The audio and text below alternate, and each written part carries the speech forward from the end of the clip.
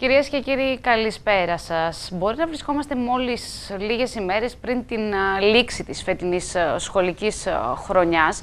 Ωστόσο, θα μιλήσουμε σήμερα για ένα θέμα που αφορά αρκετά μεγάλο αριθμό παιδιών και οικογενειών.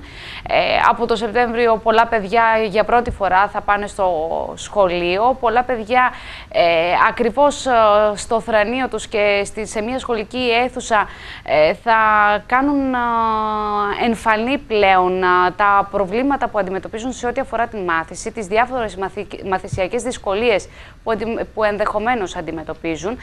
Και αυτό είναι το θέμα με το οποίο θα ασχοληθούμε απόψε στην εκπομπή στο Μικροσκόπιο. Μαζί μου έχω την τιμή και την χαρά να φιλοξενώ στο στούντιο του Ήπειρος στη Βιέννα τον κύριο Σύφη Κουράκη. Ο κύριος Κουράκης είναι παιδοψυχολόγος, νευροψυχολόγος, διδάκτορ της Ιατρικής του Πανεπιστημίου της Κρήτης και επιμορφωτής Παιδαγωγικού Ινστιτούτου Αθηνών. Ο κύριος Κουράκης στην παρούσα φάση βρίσκεται στο Μεσολόγγιο, ωστόσο αρκετά συχνά βρίσκεται στην πόλη των Ιωαννίνων.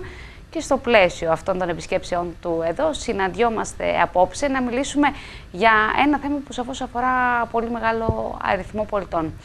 Κύριε Κουράκη, σας ευχαριστώ που είστε εδώ. Να είστε καλά, ευχαριστώ και εγώ για την πρόσκλησή σας.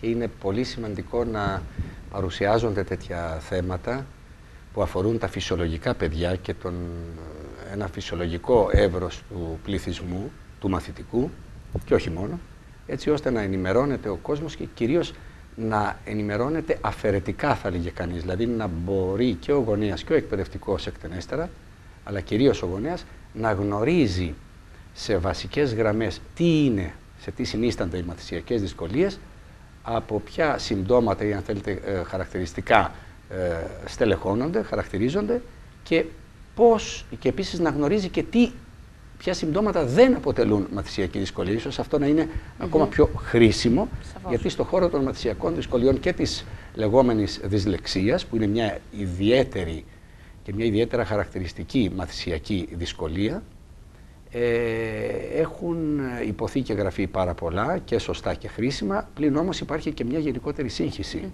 στον τομέα αυτό και καλό θα είναι να εμπλουτίζουμε τις γνώσεις μας και να τις διευκρινίζουμε περισσότερο. Όπως λέμε εμείς, να μπορούμε με ένα απλό, χρηστικό και κατάλληλο τρόπο και όχι ηχηρό να κάνουμε την λεγόμενη διαφοροδιάγνωση. Και γι' αυτό ακριβώς είμαι σήμερα εδώ. Θα τα πούμε αναλυτικά στην συνέχεια. Μας έχετε ετοιμάσει και διαφάνειες στις οποίες θα μπορέσουμε να δούμε, έτσι ώστε να καταλάβει ακόμη καλύτερα ο κόσμος τι ακριβώς γίνεται με τις μαθησιακές δυσκολίες και την δυσλεξία.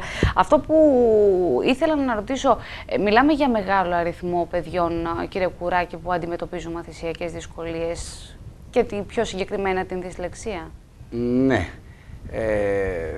Θα έλεγε κανείς ότι υπάρχει ένας στατιστικά σημαντικός, λέμε στη δουλειά μας, αριθμός παιδιών, ιδιαίτερα στην πρωτοβάθμια και στη δευτεροβάθμια εκπαίδευση, δηλαδή και στο δημοτικό σχολείο και στο γυμνάσιο λύκειο, τα οποία χαρακτηρίζονται από διαφόρων μορφών μαθησιακές δυσκολίες.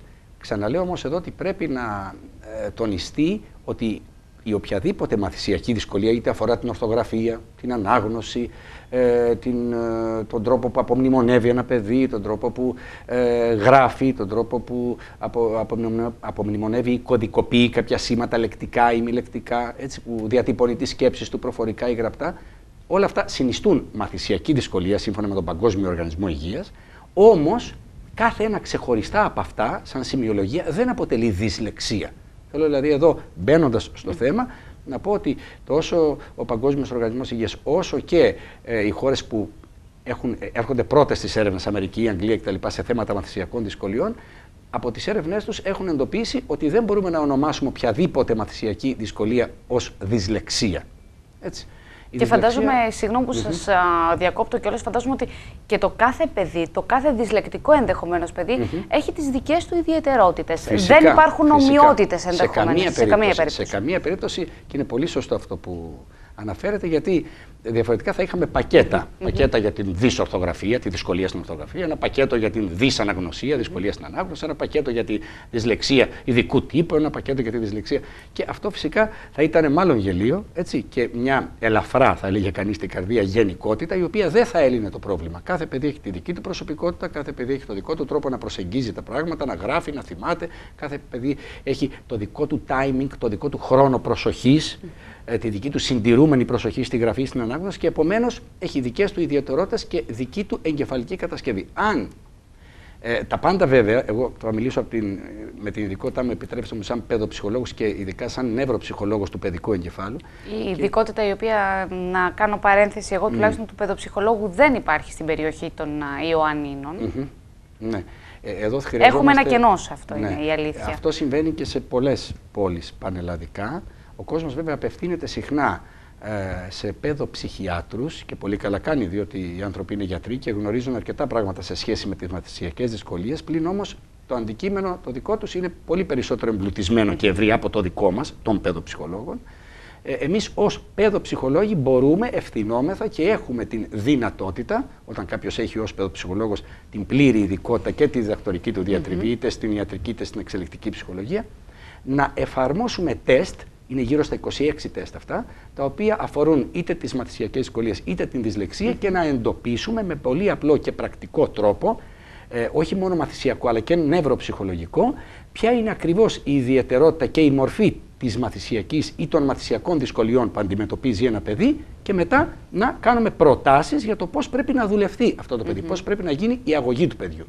Πριν ξεκινήσουμε όμως να φτάσουμε στα τεστ, τη διάγνωση κτλ., που θα τα πούμε αργότερα, να πούμε ότι ο Παγκόσμιος Οργανισμός Υγείας ορίζει κάτι πάρα πολύ σημαντικό, για το οποίο είμαι σίγουρος ότι θα με ρωτήσετε αμέσως μετά και γι' αυτό σας προλαμβάνω, ότι για να χαρακτηριστεί ένα οποιοδήποτε παιδί ως δυσλεξικό ή ως παιδί που έχει κάποιας μορφής μαθησιακή δυσκολία, πρέπει πρωταρχικά, ως απαραίτητη προϋπόθεση, κανόνας αυτός, στον οποίο δεν επισέρχεται καμία εξαίρεση, να έχει φυσιολογική νοημοσύνη. Επομένως, η δυσλεξία ως διάγνωση ή η μαθησιακή δυσκολία ως διάγνωση, όχι ως απότοκο σύμπτωμα μιας άλλης διαταραχής, τίθεται μόνο και εφόσον έχει γίνει εξέταση της νοημοσύνης και της λεκτικής και της μη λεκτικής του παιδιού και το παιδί έχει βρεθεί ότι η νοημοσύνη του βρίσκεται στα απόλυτα φυσιολογικά επίπεδα. Άρα, δυσλεξία ή μαθησιακή δυσκολία έχουν μόνο τα έξυπνα, τα φυσιολογικά, τα κανονικά, ας το πούμε έτσι εντός εισαγωγικών, παιδιά. Αυτός είναι και ο ορισμός. Αυτός είναι και ο ορισμός της δυσλεξίας, που την διαφοροδιαγνώσκει από άλλες διαταραχές ή δυσκολίες, γιατί πάρα πολλές φορές, το λέω αυτό, πάρα πολλές φορές και στο παιδόν που δούλευα στο νοσοκομείο παιδών χρόνια και τώρα στο κέντρο παιδοψυχολογίας που έχω τη διεύθυνση στο Μεσολόγγι, έρχονται γονείς και είτε από αγωνία, είτε από άγχος, είτε από σύγχυση κτλ. Μου λένε, φέρνουν κάποια διάγνωση ή λένε προφορικά το παιδί μου έχει δυσλεξία, και βλέπουμε ότι υπάρχει μια νοητική έκπτωση, μια νοητική στέρηση, μια κάποια βλάβη εγκεφαλική, η οποία παραπέμπει σε άλλη πάθηση, γιατί η δυσλεξία δεν είναι πάθηση, προσέξτε αυτό είναι πολύ σημαντικό, και η πάθηση εκείνη, η πρωταρχική, μπορεί κάλλιστα να έχει πολλά κοινά συμπτώματα με εκείνα της δυσλεξίας. Όμως η διάγνωση δεν είναι δυσλεξία, είναι για παράδειγμα εγκεφαλική δυσλειτουργία, λέω ένα παράδειγμα έτσι, νοητική καθυστέρηση με απότοκα συμπτώματα μαθησιακής δυσκολίας. Όχι μαθησιακή δυσκολία όμως. Υπάρχει μια τεράστια διαφορά και γι' αυτό ξαναλέω ότι η μαθησιακή δυσκολία ή δυσλεξία έχουν μόνο τα φυσιολογικά με φυσιολογική νοημοσύνη παιδιά. Μάλιστα. Να αρχίσουμε να το ξετυλίγουμε σιγά σιγά το κουβάρι, Βεβαίως, κύριε να δείξουμε Κουράκη. την εικόνα 1, μπορούμε Βεβαίως. να παρουσιάσουμε. Να πάμε να δούμε λοιπόν. Έτσι.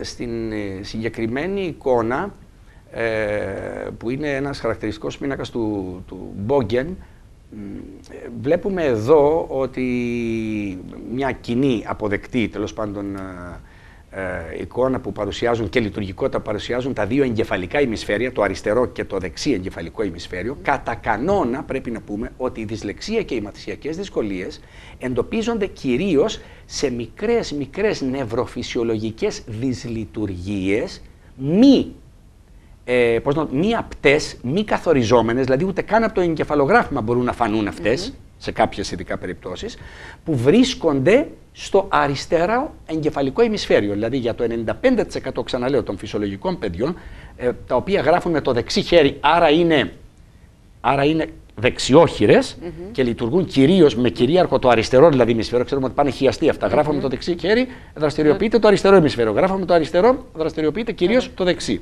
Γραφοκινητικά τουλάχιστον. Εκεί λοιπόν, στο αριστερό ημισφαίριο έχουμε το δεξί ήμιση του σώματος, αισθητικές και κινητικές λειτουργίες, την αντίληψη